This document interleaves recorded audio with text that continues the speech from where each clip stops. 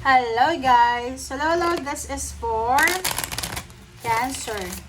Cancer, welcome dito sa aking channel, Kapalaran 888. Welcome guys. Alamin natin kung anong messages, vibration, gabay energy para sa lahat ng Cancer. Okay, you have two cards. You have sisterhood and homeland. Friendship, allies, compatible souls, loyalty, joy, delight. Cancer. So, sinasabi ng bara sa'yo dito na may mga Cancer dito na there's someone na posible 44 ito. So, 41, 41, 3, and 44. So, 4144, 4441.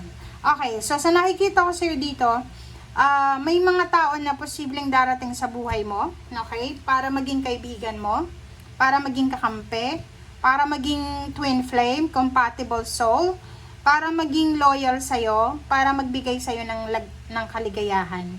So, sabihin natin na hindi lang to puro love life pwedeng family, friendship, or someone na willing kang tulungan, suportahan. So, mayroon ka din na may establish na like business, like yourself, your job, parang ganon. Posibleng ikaw ay magsisettle sa isang lugar. Pwedeng OFW ka, pabalik ka na sa Pilipinas, sa probinsya mo, sa homeland mo. Posibleng tapos na. End of contract, end of journey, and tapos na yung pagpapatayo mo ng bahay, tapos na yung plano mo, retire ka na, or you're incoming to something na kailangan ng closure. Parang ganun. Okay.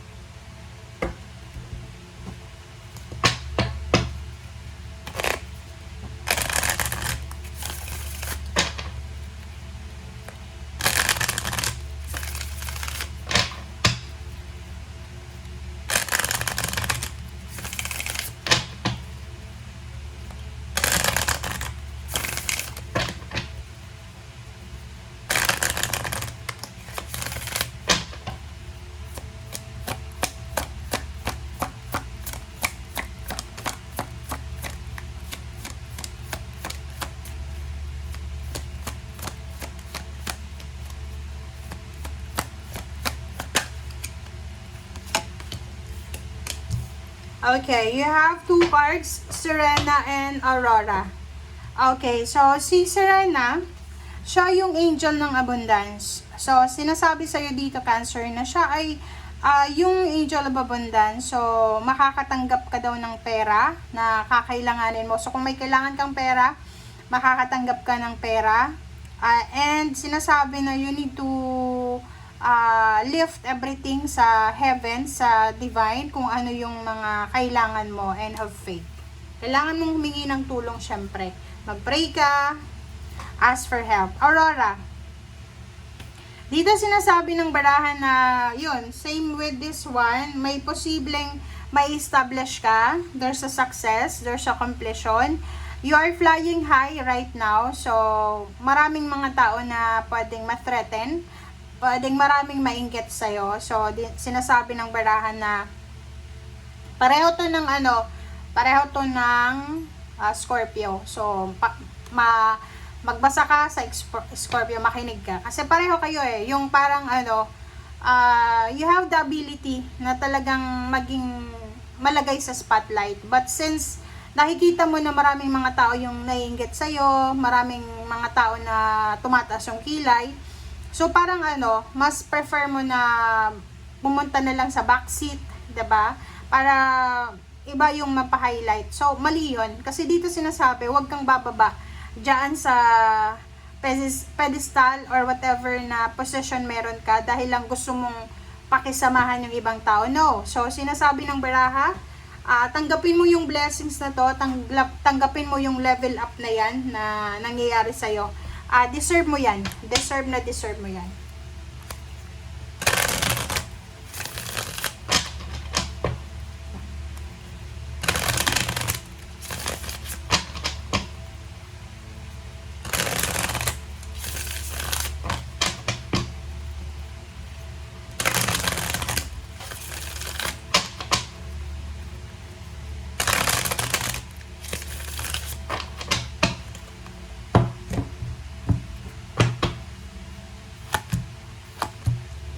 Okay, Three of Pentacles and Three of Cups.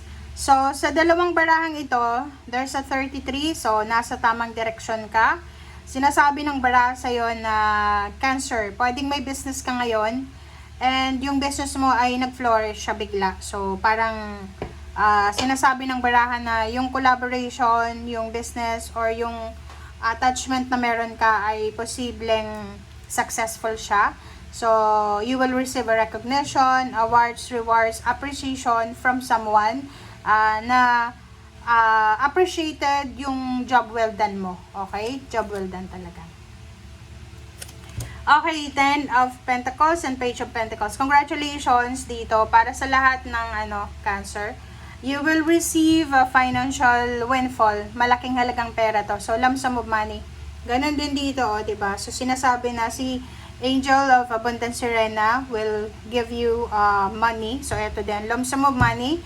Makakatanggap ka ng lump sum of money, maybe in forms of like job offer, parang ganon. Or recognition, awards, may pera, diba? Payments, payouts, bonuses. So, yun, congratulations sa inyo dito, Cancer. This is visible money siya, okay? Tangible siya, earthly things, talagang pera.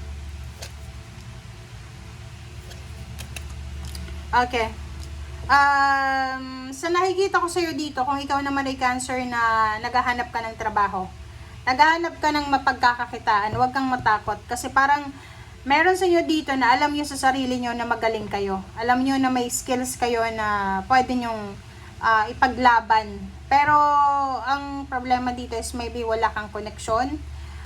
Wala kang pinag-aralan, parang ganon, like yung knowledge and skills na nalaman mo is through experience lang, wala kang paper documents na ipapakita na this one is to prove na ganito ako. So the moon, sinasabi ng the moon na harapin mo kung ano yung takot na nararamdaman mo na yan, ipaglaban mo. You need to fight for your dreams, guys. Ipaglaban mo yung pangarap mo, ipaglaban mo yung karapatan mo, okay? Lalo sa usaping trabaho, negosyo, or pera.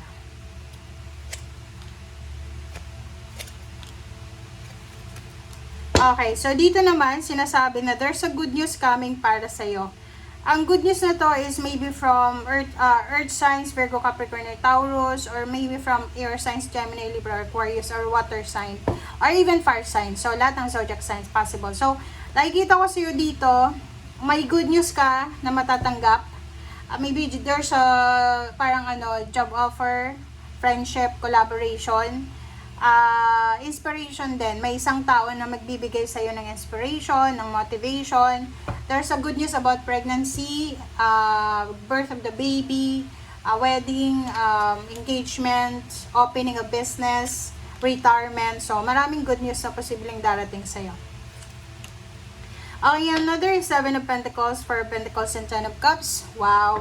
So, sa nakikita ko sa'yo dito, if you're planning na mag-celebrate ng isang napakalaking celebration, family celebration, sinasabi ng baraha sa'yo na you need to prepare the finances. So, wag tayong magbabalak na mag-celebrate nang wala naman talaga tayong financial na like, mayroon ka ba?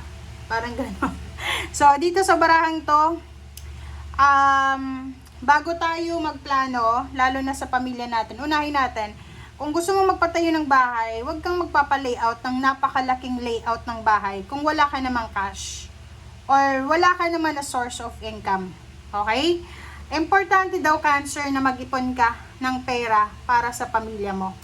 Okay? Huwag kang nakadepende sa everyday na job mo. Huwag kang nakadepende sa business mo. Kasi sabi ng baraha, possible na yung may ipon mo na to, mahahanap mo to sa mga extra income mo. And at the same time, makakatulong to sa future plans mo. Lalo yung iba, travel, vacation, para sa pagpapaaral sa anak, para sa occasion, mga wedding, anniversaries, basta kaligayahan to ng family. So, you need to plan, okay? And sinasabi ng baraha sa'yo dito na if ever na makaramdam kayo ng pagod sa pagtatrabaho, sa pag-iipon ng pera, pause muna, okay? Pause muna. And then, balik agad pag naka-recover na. Okay? Thank you guys. Bye!